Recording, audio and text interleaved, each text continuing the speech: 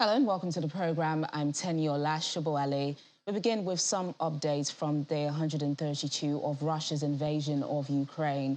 Ukrainian police say Russian forces have struck a market in the city of Slovyansk in eastern Ukraine, killing a woman and injuring at least 3 other people. Smoke billowed from an auto supplies shop and flames engulfed rows of market stores as firefighters tried to extinguish the blaze. Police say it's not clear how many people were at the market at the time of the attack, but that the market had been in the process of closing for the day, with some stores still trading. Representatives from more than 40 countries and international organizations have signed the Lugano Declaration at a 2-day conference in Switzerland, highlighting a series of principles to steer Ukraine's recovery. Signatories, including the United States, Britain, France and Japan, condemned Russia's military aggression in the strongest terms and urged Moscow to withdraw its troops without delay. What we have achieved over the last 2 days lays the groundwork that will, in the long term, allow for more than just the reconstruction of a battered country's infrastructure and the restoration of its people's livelihoods. Our work prepares for the time after the war, even as the war is still raging.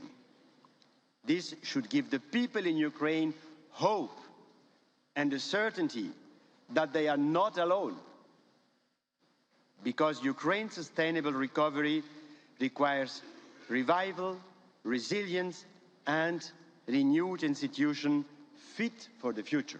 We should wait finish of war actions and then begin this fast recovery. And third stage, I hope and I believe it will begin not later than in 1 year after finish of the war, so after fast recovery, it will be global recovery, it will be Ukrainian integration into the EU, it will be recovery of our economy according to the principle Build Back Better.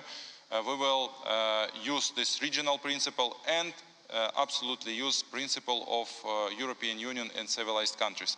This process, but I think we need much more decisive steps from our Western partners to unblock the Black Sea. Okay. Thank you. It's difficult to tell the very exact numbers because the structure of the economy has changed substantially. But anyway, it's between 30 and 40%. Obviously, we can continue to basically to live further.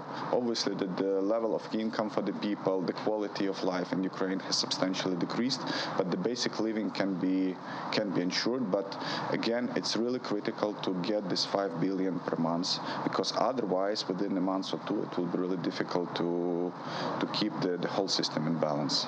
But anyway, we should really work out these mechanisms, because this is not what is. Member states of the North Atlantic Treaty Organization, NATO, have signed off on the accession protocols for Finland and Sweden, days after Turkey lifted its objections against the historic Nordic expansion.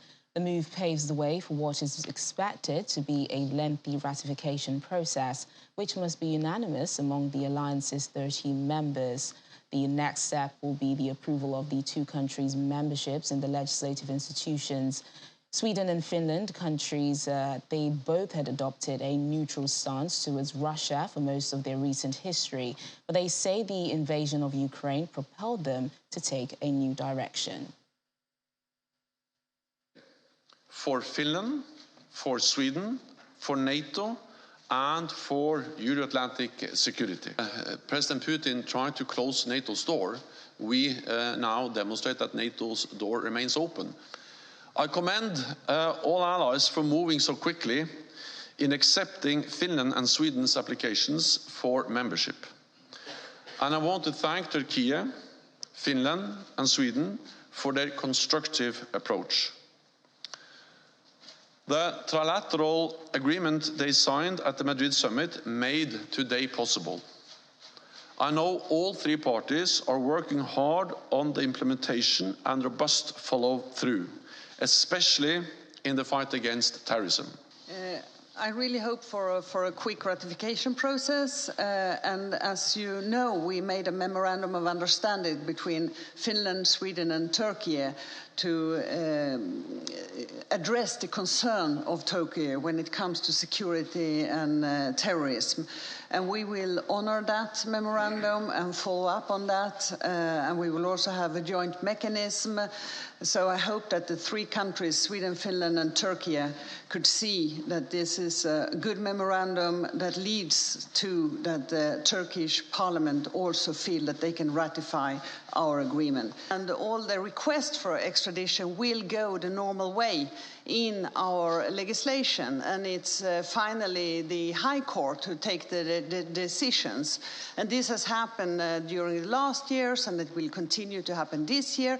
But we will, of course, have more cooperation to get information and so on. But there will be no other ways, other legal ways than what we have already. In this document and in this memorandum, we have actually addressed all those concerns that also Turkey had raised, including the terrorism, the PKK issue, and so forth, and all those steps that are necessary to be taken are mentioned in the memorandum. So I'm very much thinking that based on that cooperation that we agreed, we can go forward and also hopefully please the concerns of Turkey at this moment. This concludes this. Security analyst Chidi Nwanu joins us now for more on this move by Finland and Sweden. Chidi, thank you so much for joining us on the programme. Good afternoon. Thank you for having me. So as Finland and Sweden get closer to NATO membership, what are the implications, especially regarding European security and for NATO itself? So I think the ascension of, or the potential ascension of Sweden and Finland into NATO, it has several key strategic kind of outcomes that will be detrimental to Russia per se, but also will change the security architecture in Europe in of itself. So Finland has an extremely long border with Russia, and not only Finland is the most interesting one. Not only does it have a very long border with Russia, but also it has a history of fighting Russia. I mean, the whole concept of Finlandization, you know, kind of holding a neutral stance towards Russia, comes from the Winter War of 1940, in which followed almost the same trajectory as the Ukrainian war, in which the Finns initially defeated the Russians, fought them to a standstill, and then the Russians, using their superior men and material, crushed the Finns and forced them into a peace deal. The Finns counterattacked with the Nazis, with the Germans, and took back their territory. And obviously, at the end of the Second World War, they were on the losing side. This led to the Russians obviously understood that Finland is not an easy country to beat, but also understood that managed to dictate terms to them. Now, changing that dynamic now shows first and foremost how European leaders have strategically made the decision that that a point of no return has been reached with Russia. And from a practical point of view, what it brings is a very, very well-trained, well-equipped, two very well-trained, well-equipped militaries into NATO, increases Russia's total border length with NATO, you know, exponentially, and this increases the military problems for Russia, because however it wants to, if it does want to get into an active conflict with NATO, it now has to factor in fighting in the Baltics, fighting in the north, for which it doesn't have the assets, you know, especially as it's fully committed in Ukraine.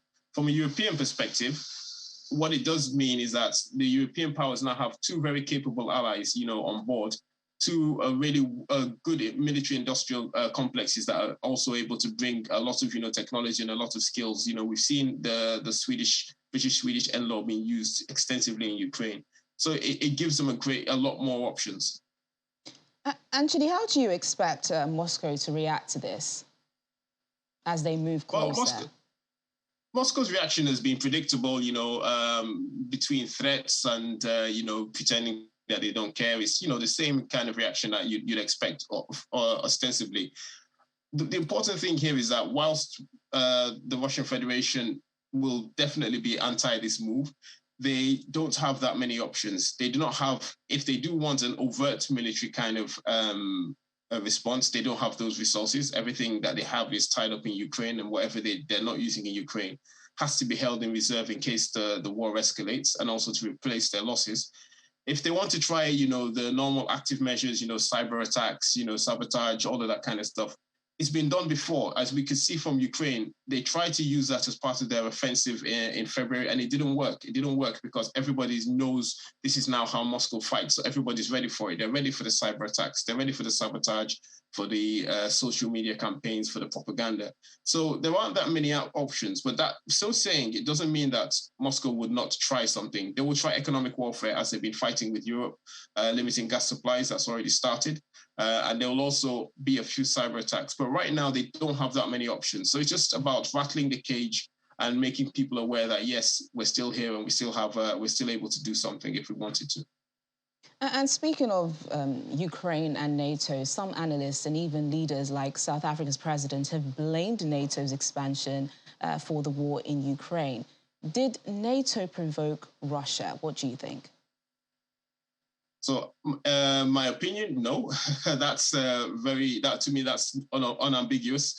This was a unilateral war that was started by, I wouldn't even say it was started by Russia. It was started more or less by one person, by Vladimir Putin, and maybe a few people around him who decided they wanted this war. But if we are going to put that into context, the actions of the Western powers and the actions of, even narrowing it down to NATO is a little bit too specific. The actions of the Western powers, the US, etc., have done things that have made Russia not fear for its safety, but have made it wary. So we can go back as far as the intervention in Kosovo, which the Russians opposed, but most importantly, they were unable to do anything to stop. Again, the intervention in Libya only a few years ago, the Russians, not only did they oppose it, they specifically asked the Americans for guarantees that they wouldn't overthrow Gaddafi, and the Americans did overthrow Gaddafi, or rather, Gaddafi was overthrown with American support. And these humiliations have made Russia want to, lash back, want to hit back. And the first thing they did, obviously, was a influence operation against the American election in 2016. And now that Russia feels they have the military strength and a good target, they've decided, or the President Putin has decided, this is his opportunity. To say that NATO provoked this, I think, is a complete misreading of the situation. But you can also not say that there weren't actions undertaken by Western nations that have caused Russia to be maybe provoked or to be pushed into a situation where they thought that this is a viable option for them.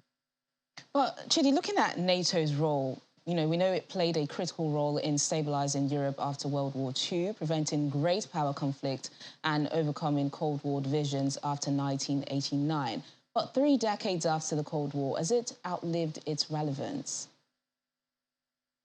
Up until February 24th, I would have said yes. But the Russians have just proved that, such an organization is necessary. Once the Cold War fell, the reason for NATO to exist really wasn't there. And if we're going to, and this is kind of, it's an interesting question because it shows the two sides of the argument. NATO didn't need to exist after the Berlin Wall fell. The big enemy, the big threat from the East was no longer there. But by it remaining, what it did do was it helped stabilize Eastern and Central Europe. It helped, promote democracy. The two tools that the Western powers used to prevent Eastern and Western and Central Europe from falling into despotism or major hubs of crime like Moldova or Belarus was the EU and NATO. By forcing part of the NATO rules are that militaries must be under civilian control. So by forcing politicians to control their military, to discipline their military, to have professional militaries, you prevented, having rogue militaries running around Europe. It also allowed European powers, Western European powers, to demilitarize. So Western powers have been steadily demilitarizing since the 1990s to the point now where they most likely couldn't fight a war if they wanted to. And this is why, the whole narrative about NATO provoking Russia, I find it laughable because most European countries, I speak as a British Army reservist, we couldn't fight Russia if we wanted to. And we are one of the better equipped militaries in Western Europe. So it's allowed Europe to demilitarize. And considering Europe has spent most of the past centuries fighting each other and dragging the rest of the world into their wars, that was a positive thing.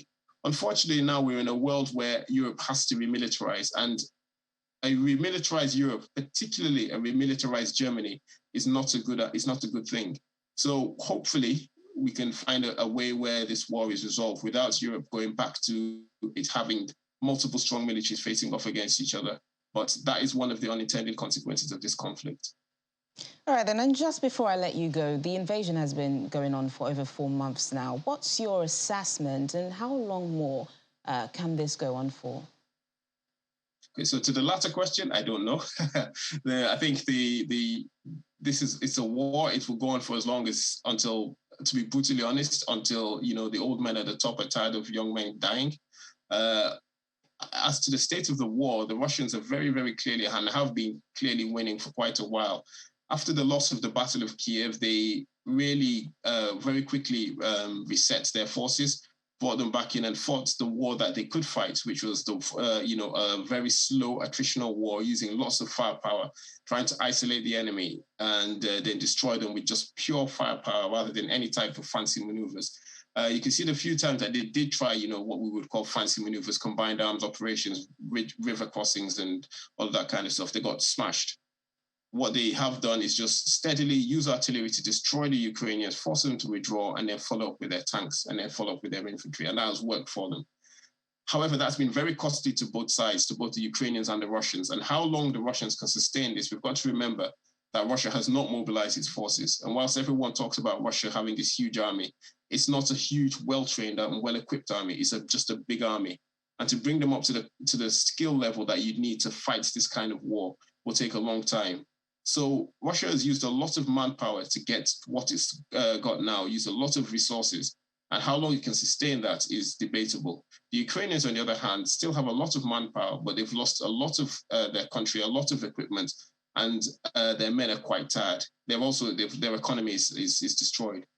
So unfortunately, there is no appetite on either side because both sides can see the other side's weaknesses as well as their own weaknesses and their own strengths. So as I said, this war will continue until either a decision is reached, as in a serious portion of either militaries is destroyed, or there is some other pressure that is brought on either both sides to negotiate, and that doesn't seem likely. All right, then, security analyst, thank you so much for your thought on the program, Chidinwanu. Thank you.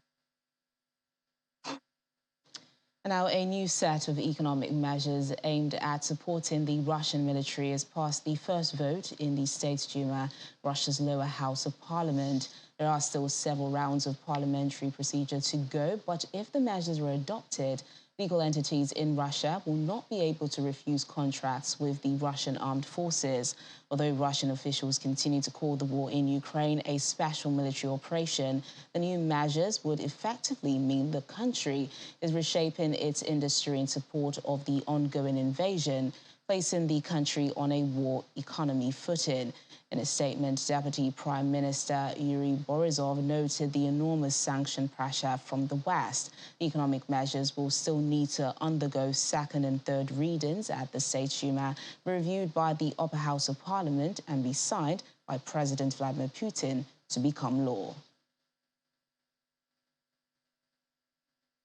In other developments, a Russian-flagged cargo ship at the center of a fight over grain between Kyiv and Moscow has remained anchored off Turkey's Black Sea coast 4 days after its unexpected arrival. Ukraine alleges that the Zhibek-Zholi vessel had set off from its Kremlin-occupied port of Berdyansk after picking up illegally seized wheat. Ukraine's ambassador to Turkey says Kyiv had presented evidence to authorities in Ankara and that an investigation is underway. Moscow concedes that the 7,000-ton vessel was sailing under the Russian flag but denies any wrongdoing.